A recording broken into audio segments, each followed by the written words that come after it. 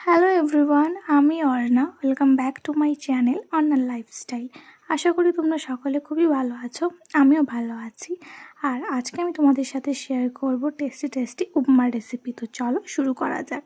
তো ফার্স্টে আমার বাড়িতে যা কিছু ছিল সবজি আমি সেগুলো কেটে নিয়েছি। কাজু কিশমিশ, এলাচ, তেজপাতা এগুলো নিয়ে নিয়েছি। আর নিয়ে নিয়েছি একটা সুজির প্যাকেট। তো ফার্স্টে দেখো গ্যাসে আমি কড়াই বসিয়ে দিয়েছি। কড়াইটা যখন একটু গরম হবে আমি সুজিটা দিয়ে দেবো একটু রোস্ট হওয়ার জন্য।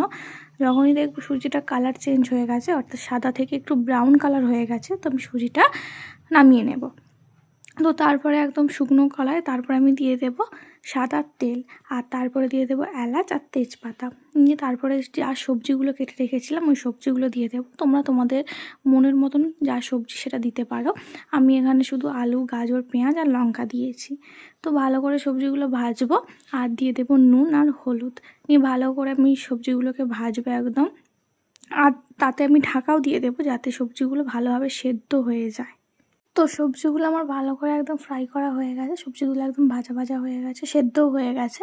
তো এরপরে আমি এখানে কাজু কিশমিশ দিয়ে দিলাম। তো এগুলোকেও আমি ভালো করে একদম ভেজে নেব। তো তারপরে যখন এগুলো সব কিছু একসাথে ভাজা হয়ে যাবে, তো তারপরে আমি আমার দিয়ে দেবো যে সুজিটা আমি রোস্ট করে রেখেছিলাম ওই সুজিটা। তো সুজিটা দিয়ে ভালো করে এখানে মিক্সড করে নেবো। এবার তোমরা যদি ঝরঝরে খেতে চাও তো এর ওপর দিয়ে হালকা হালকা জল ছেটাবে। এবার আমি যেহেতু একটু মাখো মাখো করতে চেয়েছিলাম তো আমি অনেকটা পরিমাণ জল দিয়েছি যাতে একদম মাখো মাখো হয়ে যায়। নিয়ে দেখো তারপরে জলটা শুকিয়ে গেলে জিনিসটা মাখো মাখো হয়ে যাবে। এবার তোমরা পরিমাণ মতো এতে চিনি দিতে পারো মিষ্টির জন্য, তো আমি দিয়েছি। তো ব্যাস রেডি হয়ে গেল আমাদের টেস্টি উপমা।